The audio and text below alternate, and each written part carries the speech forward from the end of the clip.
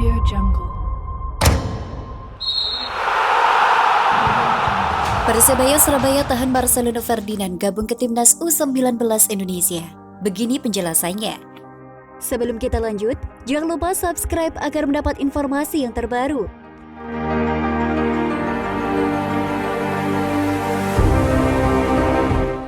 Pemain muda Persebaya Surabaya, Marcelino Ferdinand, menjadi satu dari 36 pemain yang dipanggil untuk mengikuti pemusatan latihan timnas U19 Indonesia. Pemusatan latihan ini akan digelar di Jakarta pada 25 Agustus hingga 6 September mendatang.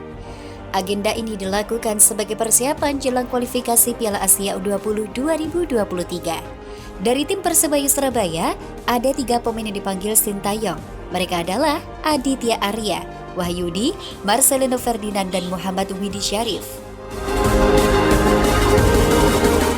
Namun, Marcelino kemungkinan besar belum akan dilepas untuk menjalani TC bersama skuad Garuda Nusantara.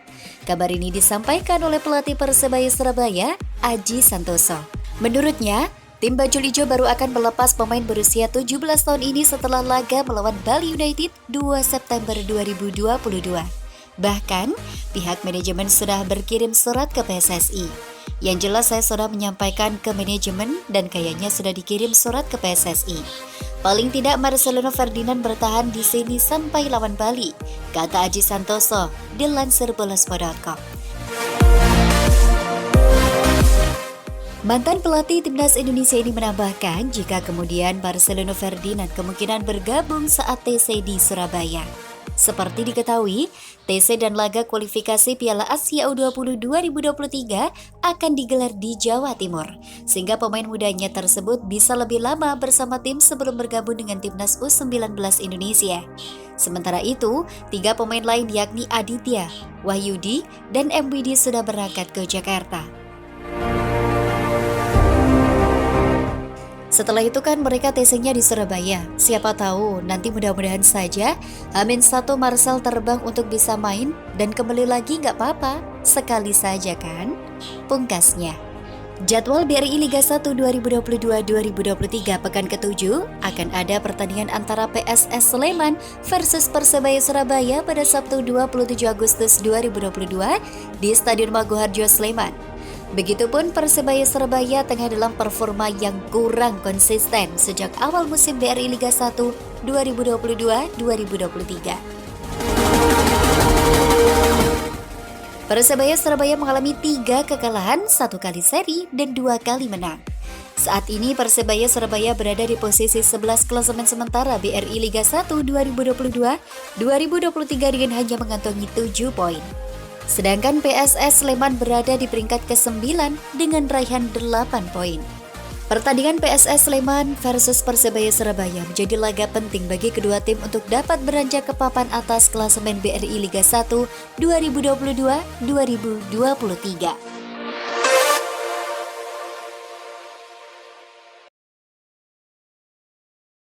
Audio Jungle. Komentar kocak Randy Irwan saat Marcelino Ferdinand dan Ovan berseteru di laga Persebaya versus PSIS. Sebelum kita lanjut, jangan lupa subscribe agar mendapat informasi yang terbaru.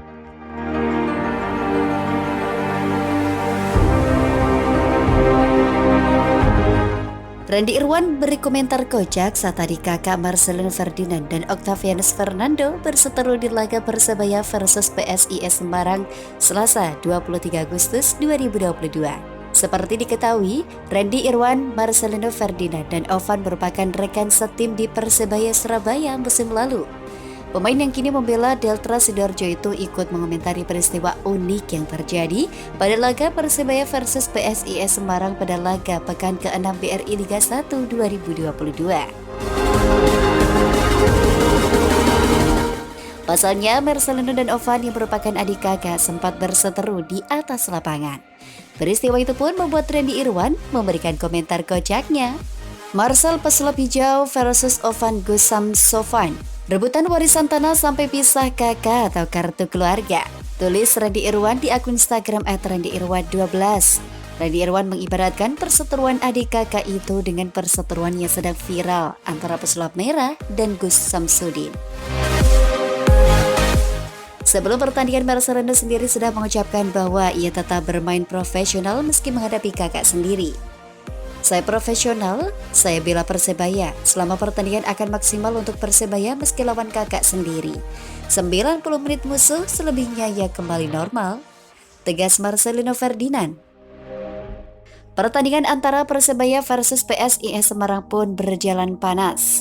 Persebaya menguasai jalannya pertandingan sejak menit pertama, berhasil mendapatkan gol pembeda di akhir babak kedua.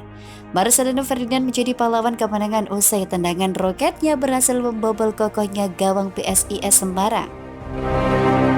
Persebaya berhasil mengakhiri pertandingan dengan skor 1-0. Kemenangan itu disikapi dengan gembira oleh Marcelino. Ia bahkan sempat bercanda soal kakaknya yang menelan kekalahan. Soal golnya ngalahin kakak, senang banget saya. Saya sampai di rumah saya EC. Ucap pemain yang berposisi gelandang serang tersebut. Buat kakak, malam juga saya tetap saling menghubungi satu sama lain seperti biasa. Karena terlalu akrab jadinya berantem tadi. Ya biasa, kakak adik, pungkasnya. Randy juga tercatat sebagai alumni PON Pekan Olahraga Nasional Jawa Timur 2008. Di bawah asuhan Haruna Sumitro dan Aji Santoso, Randy Irwan dan tim PON Jawa Timur 2008 cabang olahraga sepak bola berhasil mempersembahkan medali emas. Kemenangan ini diraih melalui partai melawan Papua di final dengan skor 1-0. Satu-satunya gol yang tercetak di papan skor adalah gol desakan Randy Irwan di menit ke-17 di Stadion Utama Palaran Samarinda, Kalimantan Timur.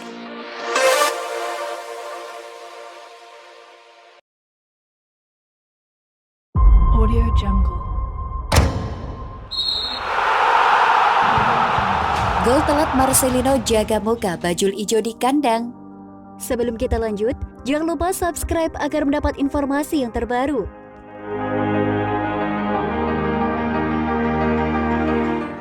Hasil akhir pertandingan Persebaya Surabaya versus PSIS Semarang Pekan ke-6 BRI Liga 1 2022 terhias lewat skor 1-0 Selasa 23 Agustus 2022. Tersaji di Stadion Gelora Bung Tomo, Jawa Timur, satu-satunya gol kemenangan Persebaya Surabaya atas PSIS Semarang dibukukan oleh Marcelino Ferdinand. Gol yang dibukukan wonderkid Bajul Ijo pada menit ke-90 sekaligus menjaga wajah Persebaya di hadapan pendukungnya sendiri, bonek. Tambahan 3 poin mengantarkan Persebaya melesat ke posisi 9 klasemen BRI Liga 1 2022. Skuad asuhan Aji Santoso mengemas 7 poin, sedangkan PSIS Semarang tertahan di urutan ke-12 dengan raihan 7 angka. PSIS Semarang mengusung permainan terbuka. Meski bertindak sebagai tim baru, Laskar Mahesa Jenar tak malu-malu bermain menyerang. Pun dengan Persebaya Surabaya yang tampil agresif sejak menit awal laga. Belum genap 3 menit, Persebaya dan PSIS saling berbalas peluang. Namun kiper kedua tim Satria Tama dari Persebaya dan Ray Redondo dari PSIS tampil fokus untuk menggagalkan peluang. High pressing dipergerakan anak-anak Bajul Ijo pada menit-menit awal pertandingan. Jika PSIS memilih untuk ball possession sekaligus meredam agresivitas tuan rumah, maka Persebaya tampil agresif. Begitu mendapatkan bola, Marcelino Ferdinand dan kawan-kawan langsung memasuk ke Silvio Junior untuk beroperasi sebagai ujung tombak. Peluang emas dimiliki PSIS Semarang lewat Jonathan Kantilana, namun upaya gelandang Laskar Mahesa Jenar itu dihentikan oleh Satria Tama. Namun protes dilayangkan pemain PSIS lantaran mengklaim kiper Bajul Ijo menggagalkan peluang Kantilana dengan menjegal akselerasinya. Kartu kuning pertama pada laga ini diberikan kepada bek PSIS, Ali Sasai.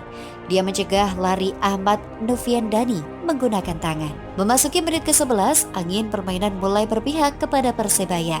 Secara bergiliran Soya Momoto dan Marcelino Ferdinand mengobrak-abrik pertahanan PSIS. Tak jarang, Guntur Triaji dan kawan-kawan harus menghentikan serangan Bajul Ijo dengan pelanggaran.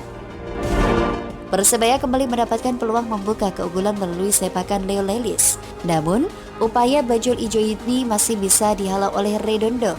Bajul Ijo nyaris mencetak gol di menit ke-18 melalui Ahmad Noviandani. Sayang, upayanya dengan memotong sepakan Alwi Selamat hanya menerpa tinggi gawang. Noviandani kembali mendapatkan peluang pada menit ke-21. Sepakannya dari sisi kanan dalam kotak penalti PSIS masih diantisipasi Ray Redondo. Skor masih 0-0. Silvio Junior dan kawan-kawan dinaungi Dewi Fortuna. Dia memiliki kesempatan untuk mengoyak gawang PSIS pada menit ke-22. Namun sontekannya masih menerpa tiang gawang setelah berhasil mengelabui Redondo. Hingga babak pertama usai, skor 0-0 bertahan untuk kedua tim.